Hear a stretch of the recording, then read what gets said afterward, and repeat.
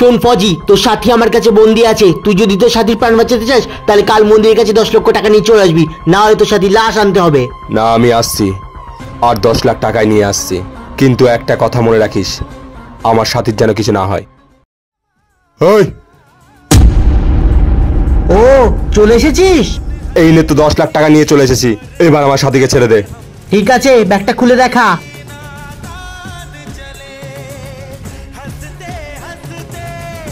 ঠিক আছে ঠিক আছে, তুই ব্যাগটা ওখানে রাখ, চলে যা, আমি তোর সাথীকে ছেড়ে দেবো। গেল ফজি, যা। হ্যাঁ ঠিক আছে।